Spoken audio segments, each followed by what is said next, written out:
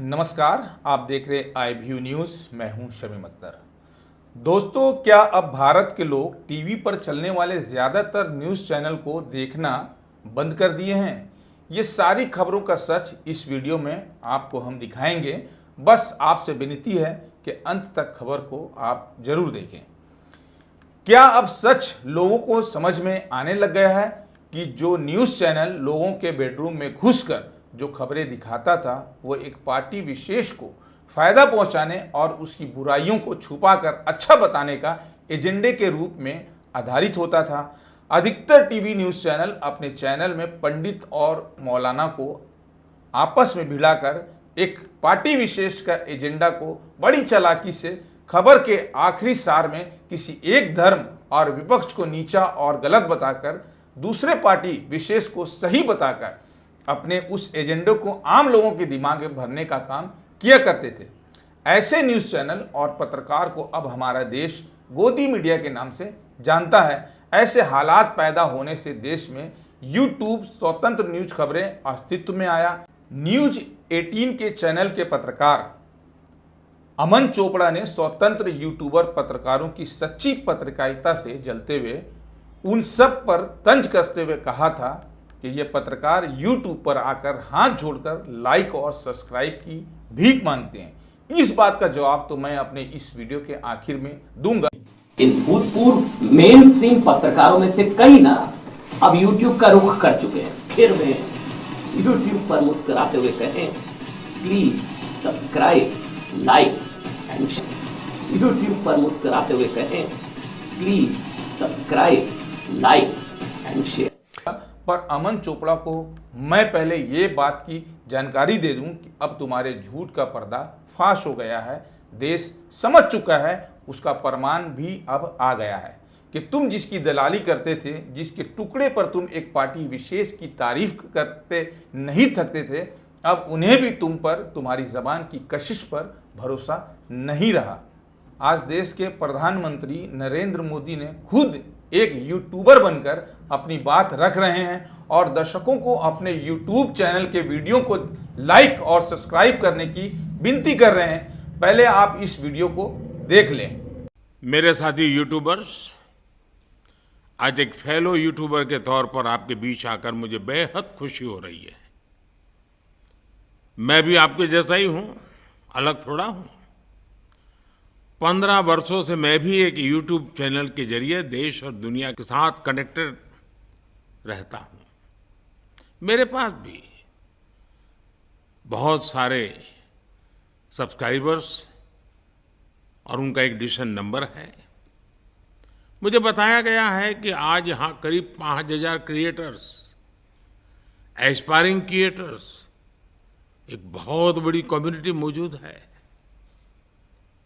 Friends, मैं वर्षों से ये देखता रहा हूं कि कैसे आपका कंटेंट देश के लोगों को इम्पैक्ट करता रहता है।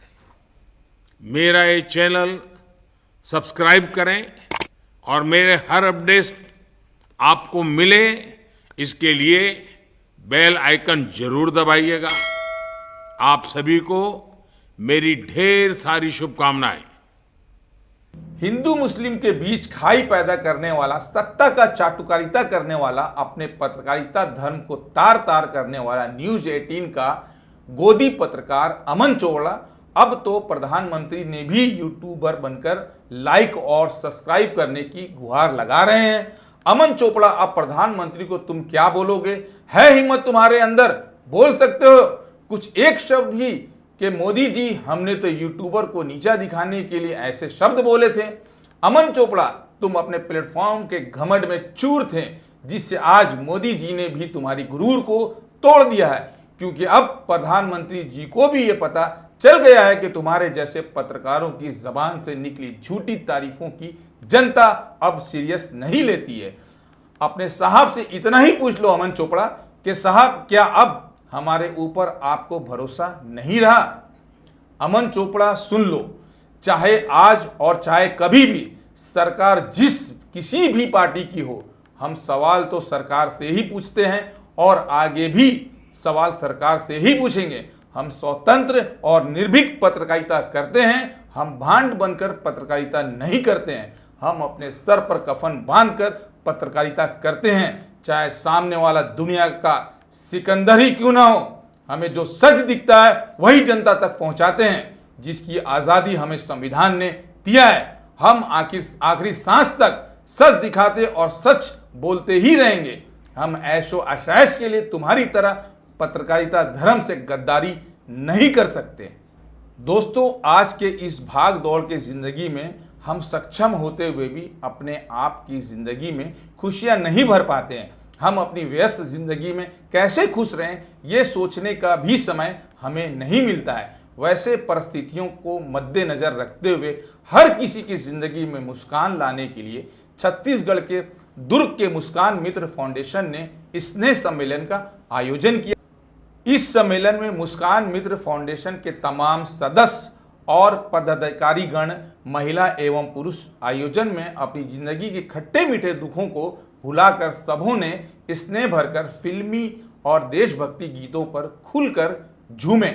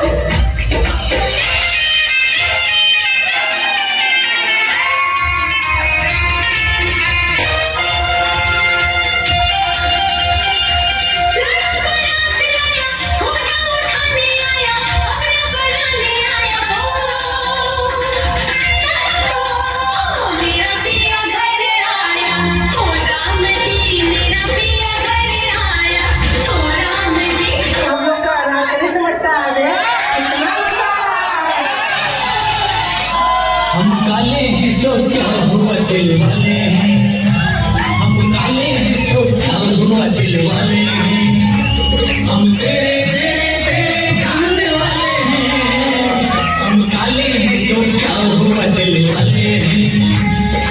यहाँ खड़े हो जाते हैं, लाइन वहीं से शुरू होती है।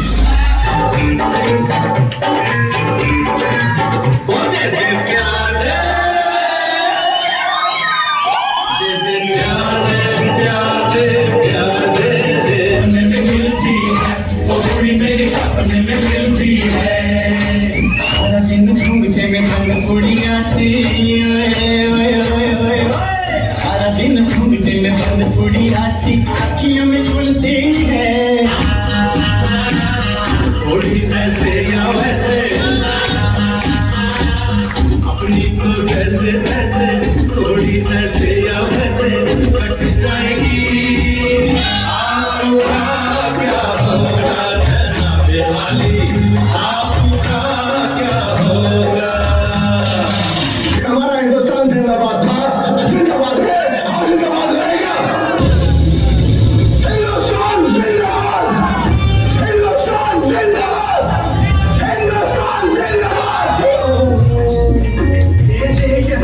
जवानों का अलबेलों का मरदानों का देश का यारो, देश का यारो क्या कहना, ये देश है दुनिया क्या कहना।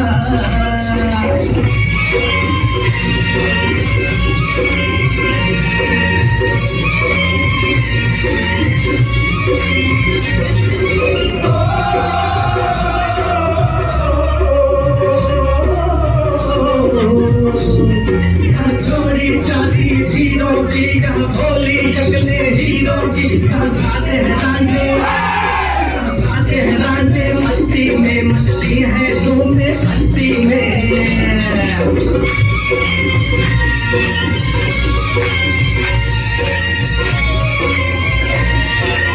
मुस्कान मित्र फाउंडेशन हमारा एक ग्रुप है जिसमें हम हम जुम्बा करते हैं। यहाँ पे आते हैं रोज़ सुबह 6:30 से 7:30 होता है।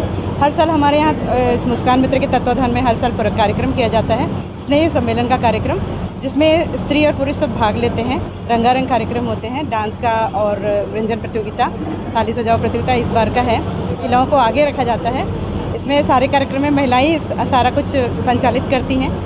तो इस प्रकार का हमारा कार्यक्रम है। कि सामाजिक क्षेत्र में भी लगातार काम करते आ रहा है, किस प्रकार के काम करती है? जैसे गरीबों के लिए ठंड में हम कंबल वितरण का काम करते हैं और नेकी की दीवार होती है, उसमें कपड़े वगैरह भी दान करते हैं। सर में आज महिलाओं का बहुत नुकसान किया जा रहा है, उन्हें बहुत सेवा करते हैं और जो भी सामाजिक कार्य है उसमें चढ़ बढ़ के भाग लेते हैं। आज भी अगर देखा जाए तो जितने भी कार्यक्रम हैं पूरे महिलाओं के प्रति हैं। आज के दौर में क्या है, मोबाइल है, मोबाइल से आज लोग घर में घुस गए हैं, कोई काम नहीं, मोबाइल में एकल प्रवृत्ति हो गई है और आज के दौर में एक दूसरे मिलना, समय बिताना टाइम नहीं है। इसलिए हम लोग सोचते हैं कि साल में एक बार ऐसा समारोह किया जाए जिससे कि इस कार्यक्रम को सब लोग एक साथ बैठ कर एक परिवार की तरह, मुस्कान परिवार की तरह बैठ के एक सम्मेलन किया जाए, एक दूसरे को मिले, दुखे, आज से बात करें, समझे। ये काम बहुत जुनूनी लोगों का होता है। आज जहाँ लोग एकल हो रहे हैं, परिवार विखंडित हो रहे हैं, वहाँ पर मुस्कान मित्र फाउंडेशन दुर्ग शहर की बहुत बड़ी संस्था है जो बहुत बड़े परिवार को लेकर चलती है। विगत 7-8 वर्ष पूर्व जब हमारे फाउंडर जो हमारे मुस्कान मित्र फाउंडेशन के कुछ सदस्यों ने, जिन लोग बहुत जुनूनी थे, उन लोगों ने एक जुनून के तौर पर इस काम को अंजाम में लेने की सोची। 365 दिनों तक लगातार एरोबिक्स करना, राष्ट्रगान करना, समाज सेवा का काम करना, साथ ही इस तरह के कार्यक्रम जिससे हम अपने परिवार को मनोरंजन दे सकें, उनको ज्ञान दे सकें, उनको आपस में समन्वित कर सकें, इस दिशा में हम लोगों का बहुत बड़ा प्रयास होता है। और सबसे बड़ी बात ये होती है कि जब भी हम लोग सुबह रोज़ मिलते हैं तो हम लोग देश के विषय में, समाज के विषय में, आध्यात्मिक विषय में, हर विषय में चर्चा करते हैं और हम लोग जी खोलकर हंसते हैं, जो कि सबसे बड़ी पूंजी होती है आज की तारीख में, हंसना। उस हंसने को हम लोग आत्मसात करके चलते हैं। हमारे अध्यक्ष अरुण मिश्रा जी, उपाध्यक्ष लक्ष्मी नारायण ताम्रकार जी और राजेश गुप्ता जी, सचिव सह सचिव महेश सिन्हा जी, और भी तमाम हमारे सबसे जो वरिष्ठ कहा जाए चंद्रभूषण साहू जी जो संरक्षक हैं, वो इतने उत्साह के। मुस्कान मित्र फाउंडेशन का असल मकसद समाज सेवा है, लोगों की ज़िंदगी में सेहत का ध्यान रखना और गरीबों तक उनकी ज़िंदगी से दुखों को कैसे कम किया जाए, उनकी छोटी छोटी आर्थिक मदद पहुंचाने का काम करती है। इस संस्था का असल मकसद होता है कि हर किसी दुखदाई के ज़िंदगी में मुस्कान कैसे पहुंचाया जा सके। ये संस्था हर दिन सुबह सुबह व्यायाम करने के बाद सभी एक साथ मिलकर जी खोलकर हंसते और उसी हंसी के आगाज के साथ अपने दिन की शुरुआत करते हैं, जो कि बेहद अच्छी बात है। इस तरह का मुस्कान से हमें और आपको भी अपने दिन की शुरुआत बेशक करनी चाहिए। इस खबर में बस इतना ही। अगर आपको मेरी स्वतंत्र पत्रकारिता पसंद है तो हमारी इस वीडियो को लाइक और शेयर कर दें, और अगर आपने मेरे इस चैनल को अब तक सब्सक्राइब नहीं किया है तो सब्सक्राइब ज़रूर कर लें ताकि आगे की खबरें सीधे आप तक पहुंच जाएं। जय हिंद।